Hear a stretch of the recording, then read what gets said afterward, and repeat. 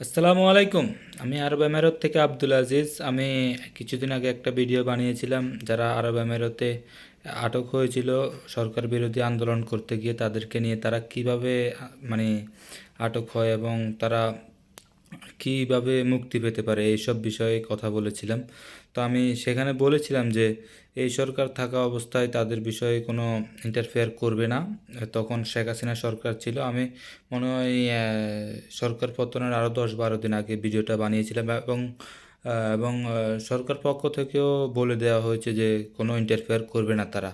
এর দায় বিএনপি জামাতকে নিতে হবে। তো এখন সরকার পরিবর্তন হয়েছে, শেখ হাসিনা পদত্যাগ করেছে, এবং যারা আটক হয়েছে শেখ হাসিনার বিরুদ্ধে আন্দোলন করতে গিয়ে এই আরব আমিরাতের আইন না জেনে, তারা হয়তো আন্দোলন করেছিল। এবং একটা ভাই তার টিকটক অ্যাকাউন্ট থেকে অ্যানাউন্সমেন্ট করে প্রথমে যে আমরা এই জায়গায় আন্দোলন করব, আপনারা সবাই আসবেন। তো ওই ভাইটার যাবজ্জীবন কারাদণ্ড হয়, আরও 2-3 জনেরও হয়। তারা সব কিছু অ্যারেঞ্জ করেছিল মনে হয়, এই জন্যই তাদেরকে যাবজ্জীবন দেয় 2-3 জনকে। আর কয়জনকে 12 বছর, আরও কয়জনকে 1 বছর, বিভিন্ন মেয়াদে এভাবে সবাইকে কারাদণ্ড দেয়। 52-53 জন মনে হয় এই সবাইকে। তো এখন সরকার পরিবর্তন হয়ে গেছে। এখন আমার কথাটা আশা করি কাজে দিয়ে লেগেছে। মানে আমি যেটা বলেছিলাম, আমি বলেছিলাম যে এই সরকার থাকা অবস্থায় তাদের তাদের বিষয়ে কোনো ইন্টারফেয়ার করবে না। যদি সরকার পরিবর্তন হয়, তখন নতুন সরকার আসলে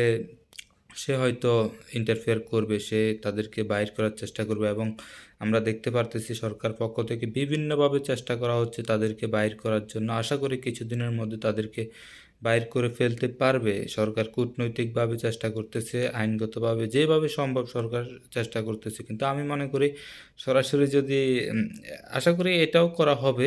যদি সব চেষ্টা বৃথা হয়, তখন মনে করেন ডাক্তার ইউনূস তো বিশ্বব্যাপী একজন বিখ্যাত ব্যক্তি।